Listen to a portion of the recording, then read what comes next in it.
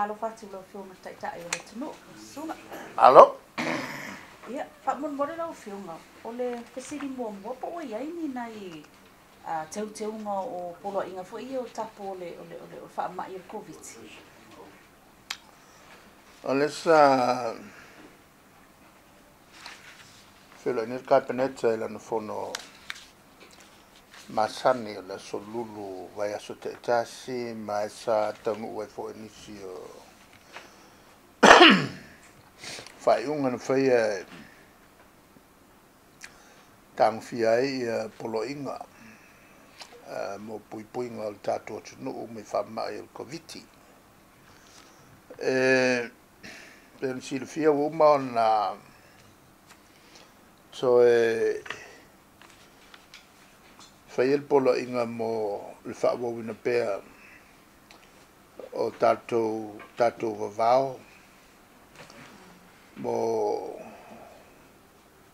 masina o kuso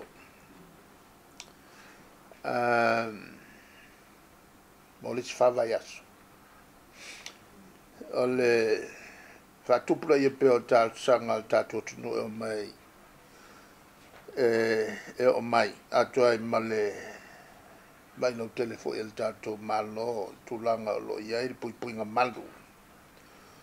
o le tatou atunu'u ua fa'avae nisi o teuteuga lea la'o aga'i atu i ai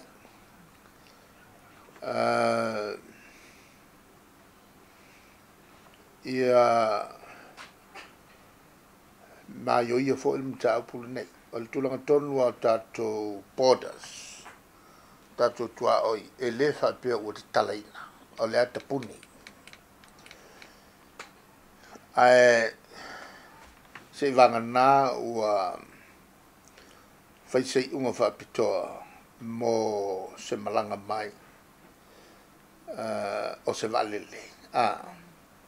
o lana uiga o le i'uga fa'apitoa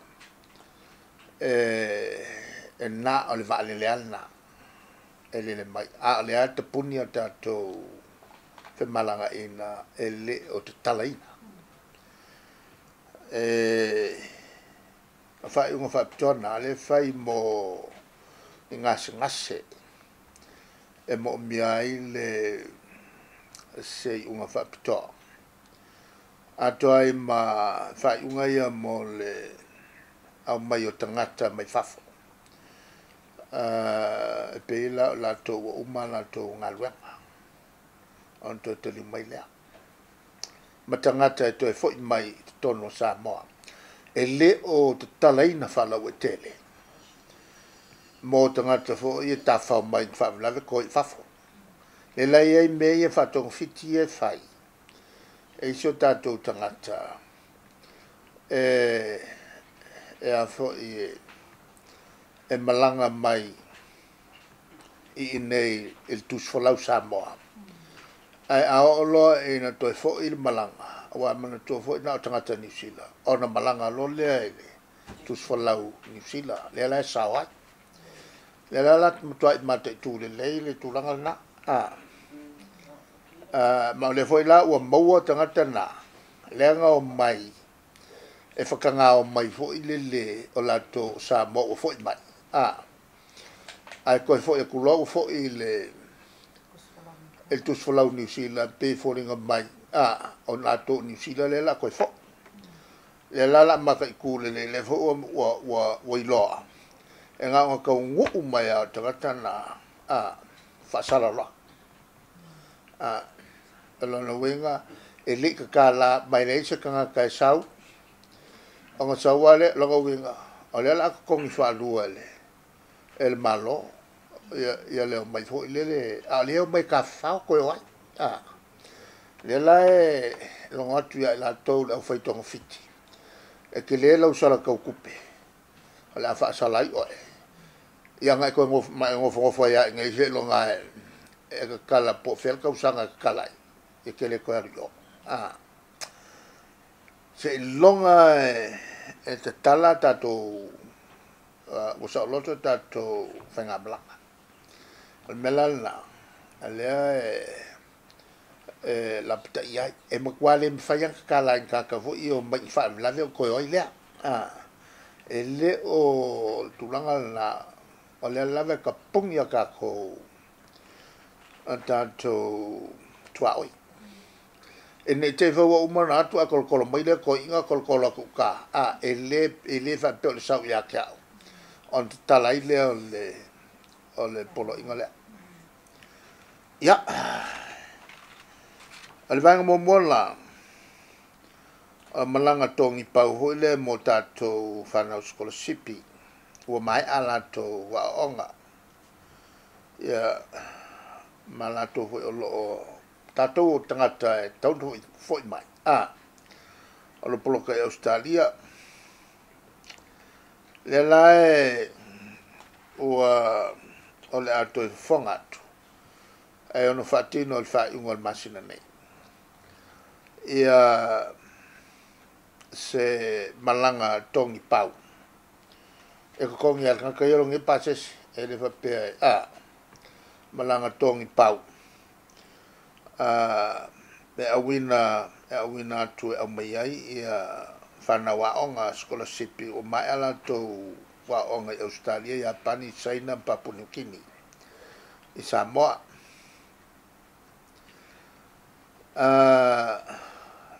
ole ato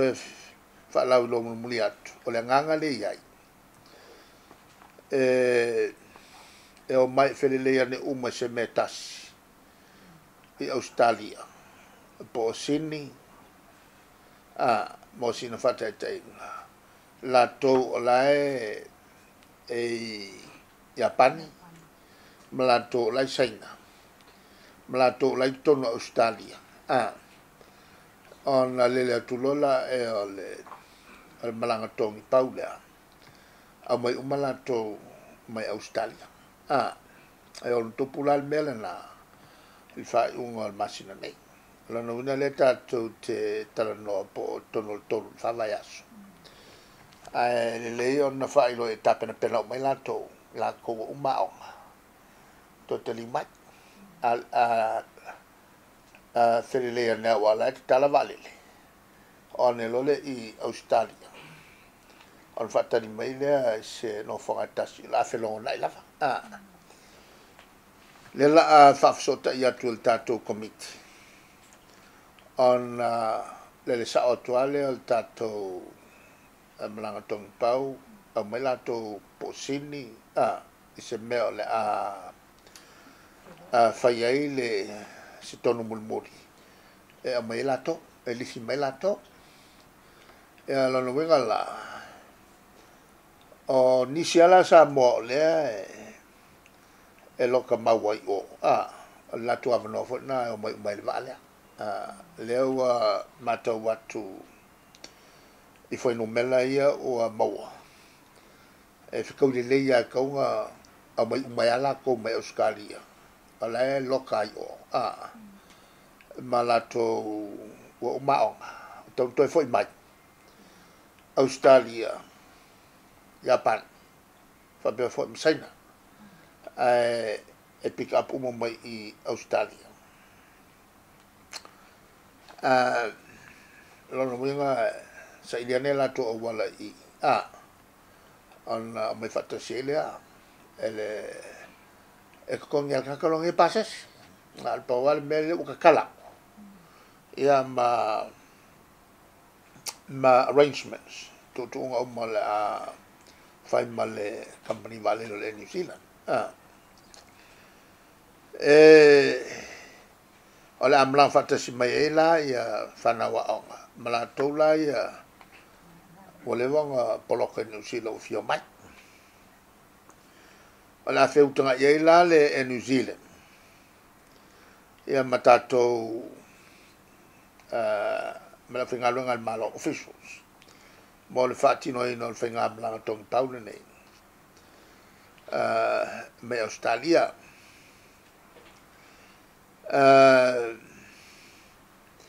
o le afatino foi la le lana winga al malanga le fufu po le vai so mulmuli Setema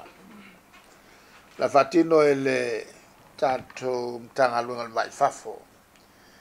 ia feutunga ina uma mo mia ina ia sila fi mai la tau na malanga le taimi malaso isini po prispeno la longa tulama malanga fata si mai il vale la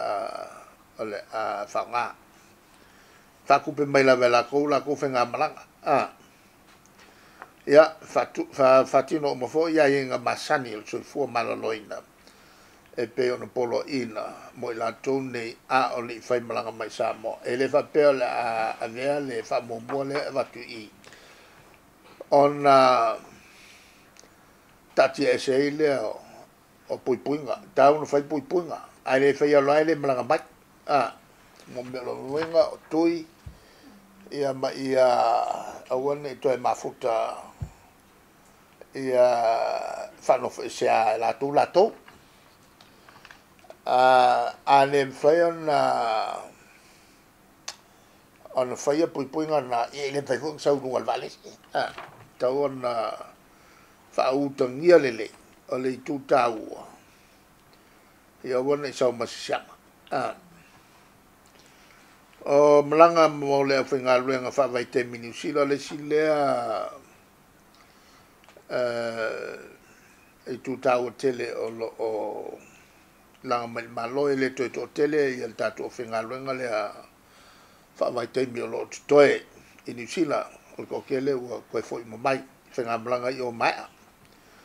ia maua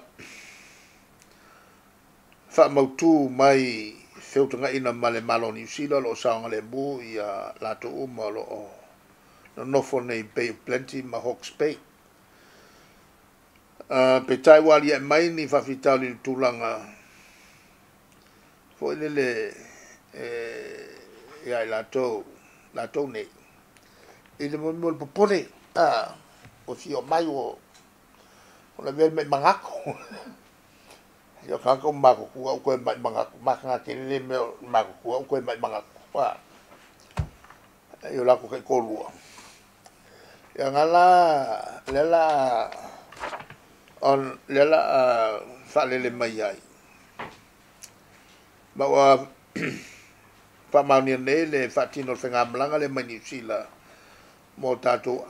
mo la tovia mo mai la su fraile la sutasio o Setema va solea on fa mai a mai le el masino october ya la tovia toe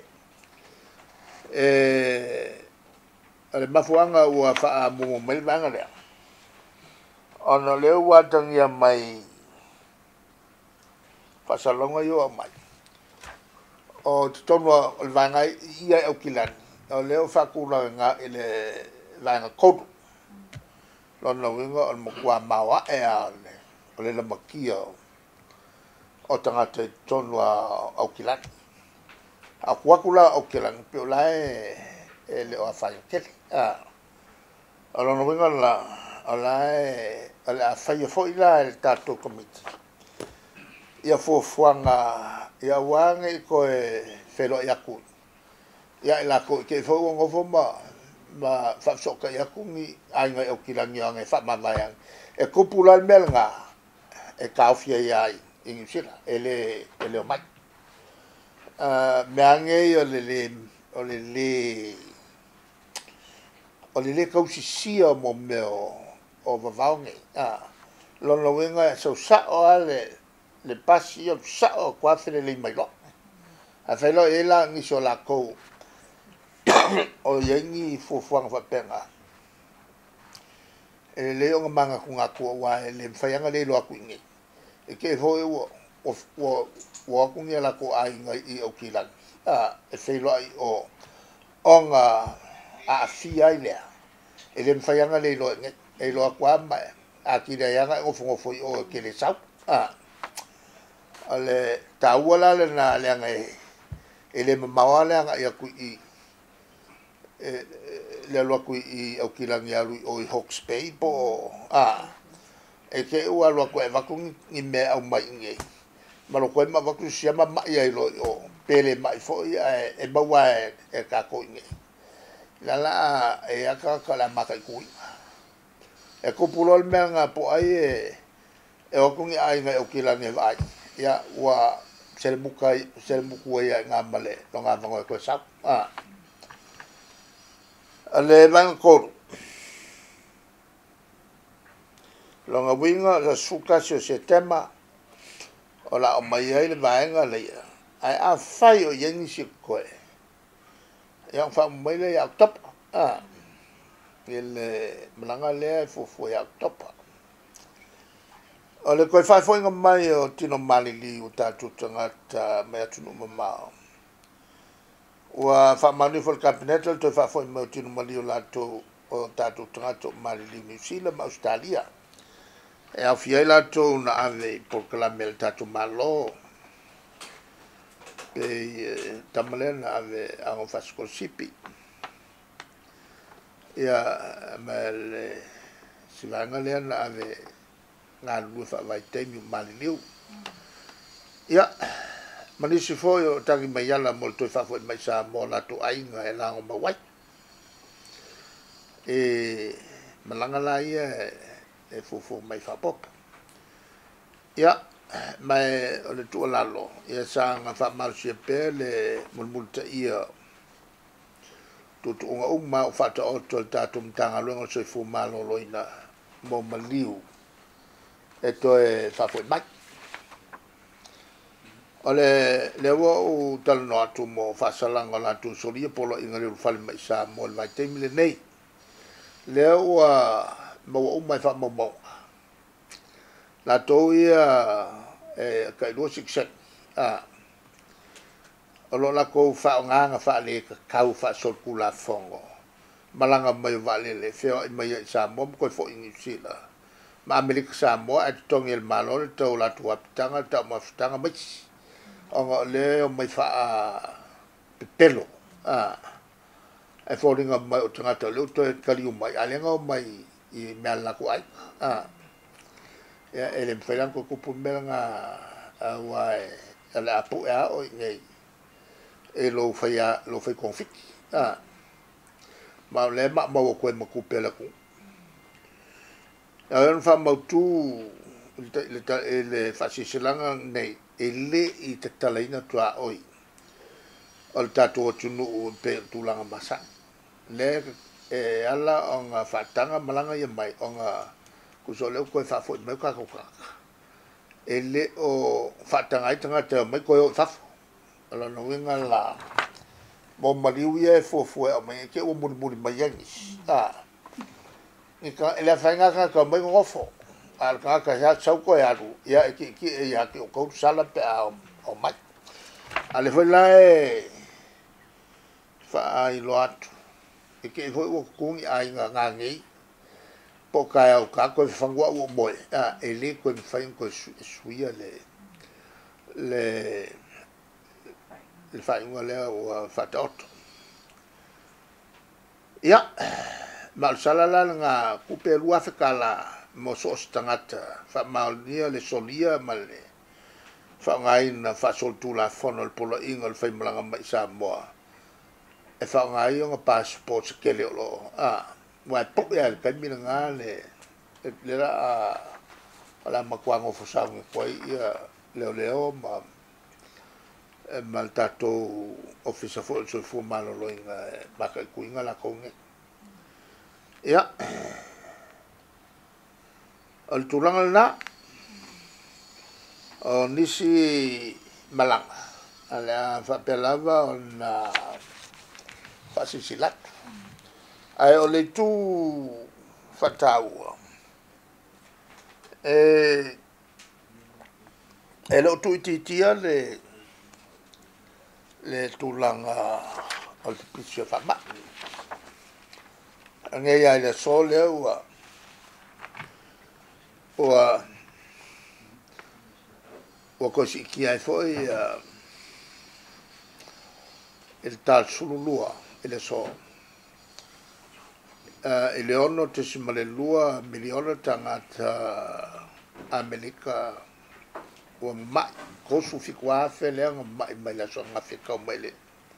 ele sululua ele so o Brazil fasulua tangata mai la so na fita mai le so en kia fixu valuafe o le makua maulunga ngai whaingumela ma le lae malo alua le solonga oti ele mamala ele malo le tulanga lea ma le mata watu a New Zealand lava ia le whanga New Zealand whasalonga ia sau ia le whaalu penga tangata Pasifika o tangata Pasifika iskami o whalonga ku la tau South Auckland o whaapunga nai lua tus ua whaamau whailonga i mawhau tangata pae o ia ngofo i kanga ka Pasifika po tangata i kanga ka whakupu whalamlawe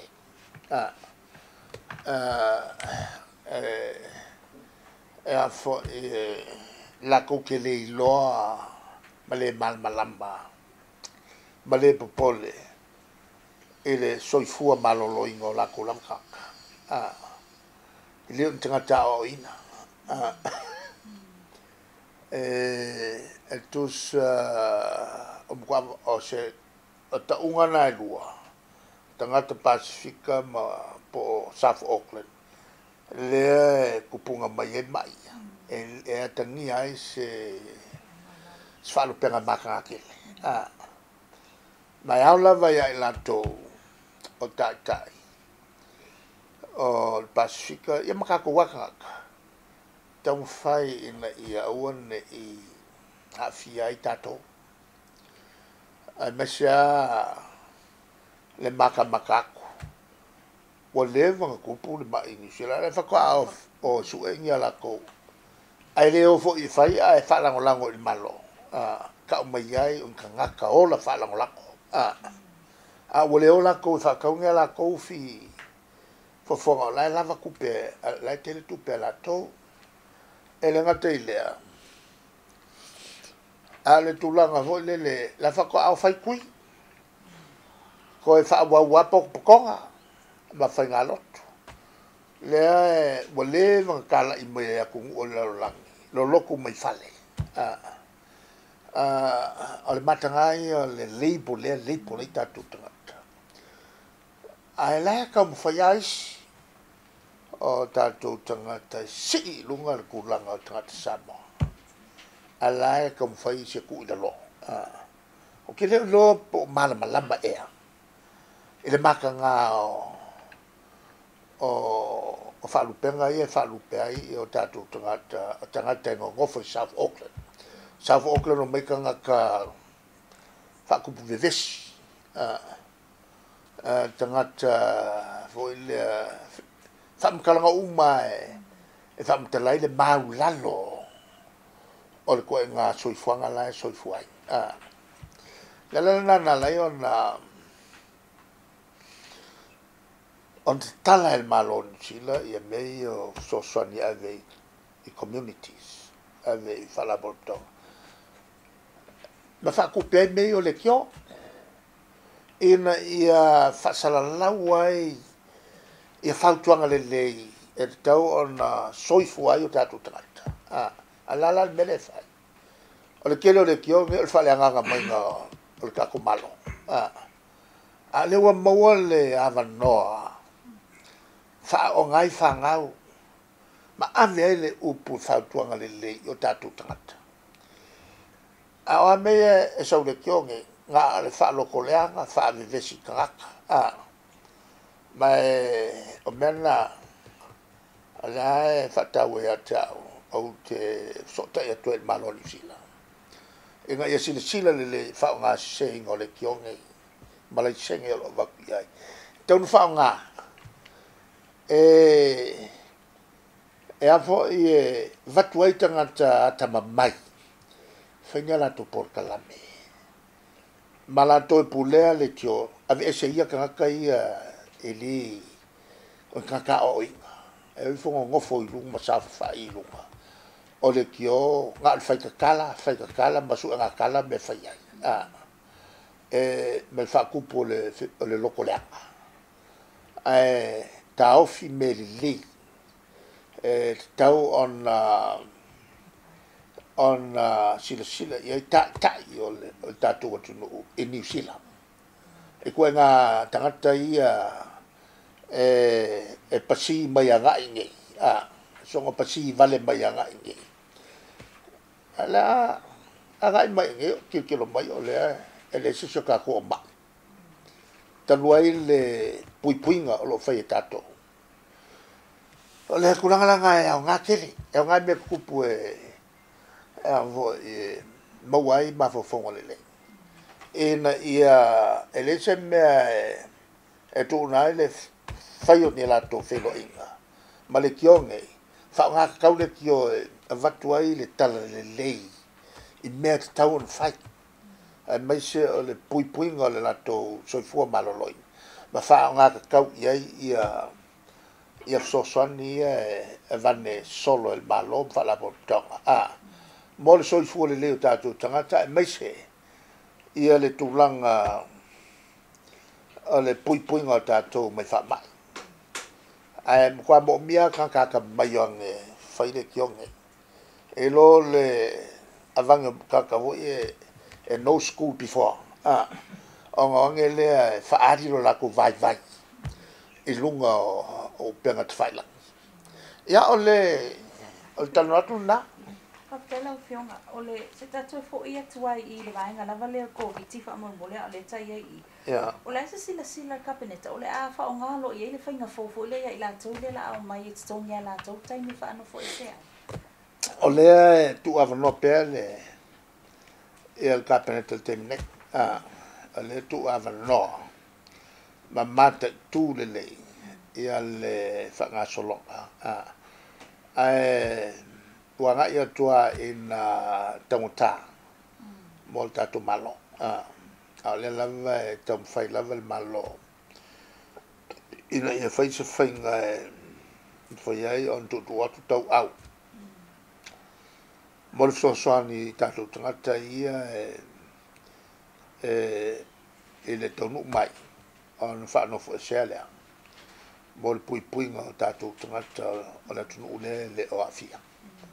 Ele tūlanga, vore sila Kapeneta i ngase e mo mia o na awe fafo. E anga ba ai lalo le faimalaga inga whapitua ia? O whaingo whapitona, e le sota i peta to ma le Malo ni sila. E ni whaingo whapitoa mo la tau ia whamai lunga le special mo me whaingo whapitoa mo le sosani ai lato ua mawhatia i ngas. Le alafo lana o lea e afuai o na whelele maisi valele mo le na o lato ngas.